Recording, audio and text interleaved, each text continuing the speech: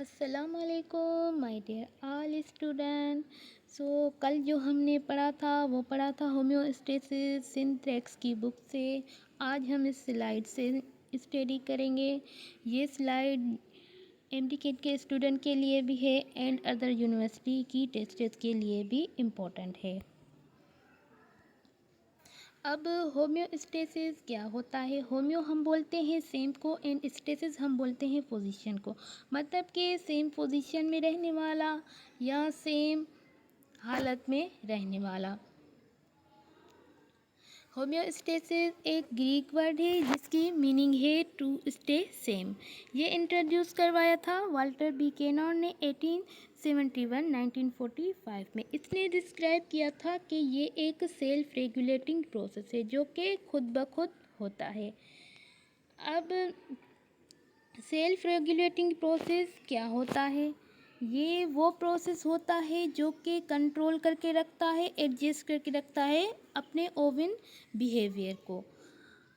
आप इसे ले लें कि हमारी जो एक्सटर्नल इन्वायरमेंट होती है उसमें अगर चेंज आता है तब भी जो हमारी इंटरनल इन्वायरमेंट होती है वो मेंटेन होके रहती है, स्टेबल होके रहती है।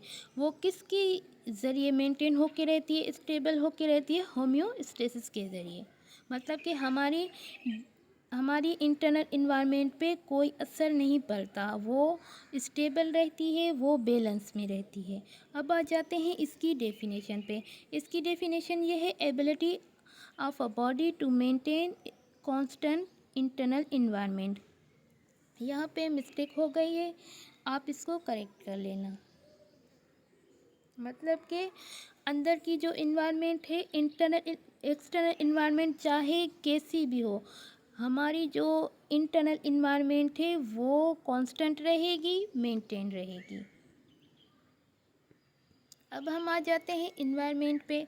अब इन्वायरमेंट क्या है? इन्वायरमेंट लिया गया है कंडीशन से। मतलब वो माहौल जिसमें ऑर्गेनिज्म रहते हैं या वो हालत जिसमें जानदार रहते हैं। अब ऑर्गेनिज्म टू टाइप्स के होते हैं, दो तरह के होते हैं। एक होते हैं टेरेस्ट्रियल में मैमल्स आ गए, एनिमल्स आ गए। एक होते हैं एक्वेटिक जो पानी में रहते हैं, जैसे जेलीफिश हो गया, स्टारफिश हो गया। अब बायोलॉजिकल चेंज क्या है? Biological change when a organism grow into adult stage from childhood. Organism का जानदारों का बढ़ना, जैसे हम ऐसे ले लें बर्थ टू डेथ। अब बच्चा पैदा होता है, माँ के पेट में बच्चा कितने मंथ रहता है? आई थिंक वैसे तो 9 मंथ बोलते हैं, बट 10 भी हो जाते हैं।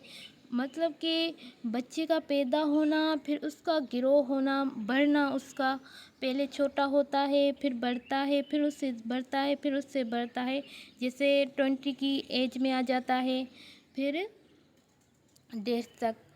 मतलब कि उम्र बढ़ती जाती है, ईयर बढ़ते जाते हैं, दिन गुजरते जाते हैं। यही क्या है? यही बायोलॉजिकल प्रोसेस है। इसे ही हम कहते हैं, इसे ही ये भी कह सकते हैं कि बर्थ टू डेथ। ठीक है। अब फिजियोलॉजिकल चेंज क्या है? फिजियोलॉजिकल चेंज वो चेंज है जैसे हमारा लाइफ स्टाइल। अब हम बात कैसे करते हैं, हमारा हमारा स्पीकिंग वे कैसा है, हमारा उठना कैसा है, हमारा बैठना कैसा है, हमारा खाना कैसा है, हमारा सोना कैसा है, ईटीसी। ये सब आ जाते हैं हमारे फिजियोलॉजिकल चेंजेस में। यहाँ पे एमसीक्यूज दिया हुआ है कि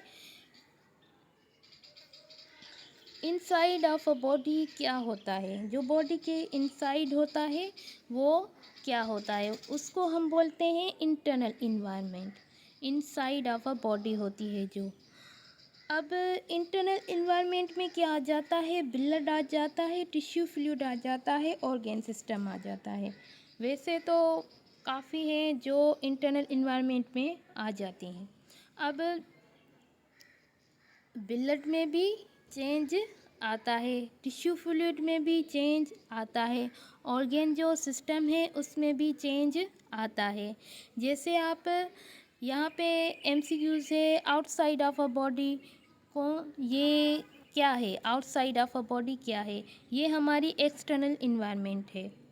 एक्सटर्नल इन्वायरमेंट में क्या आ जाता है, आपका बॉडी टेम्परेचर आ जाता है, एयर आ जाती है, ह्यूमिडिटी आ जाती है। अगर आप एक्सटर्नल इन्वायरमेंट को चेंज करते हैं तो आपकी इंटरनल इन्वायरमेंट में भी चेंज आता है।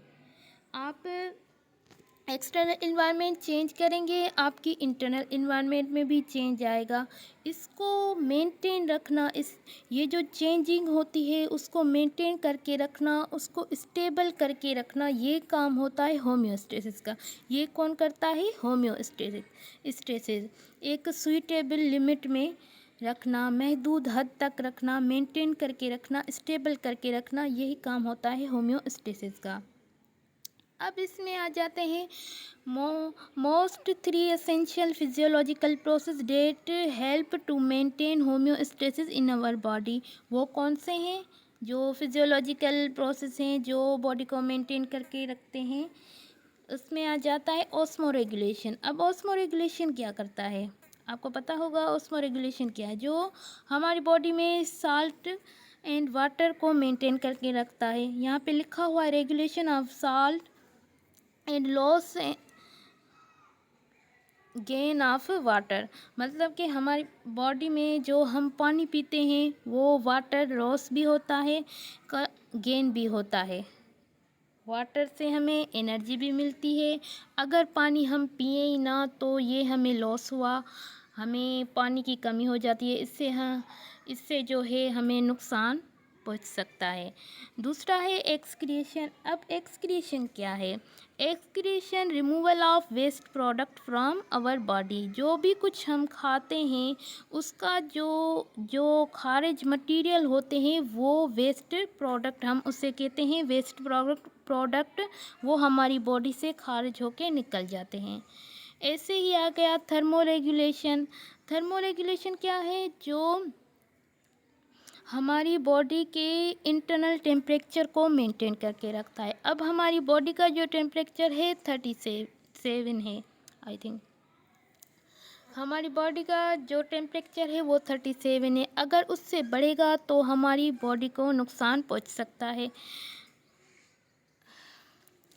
इसी तरह से आप ले लें, हमारी बॉडी में जो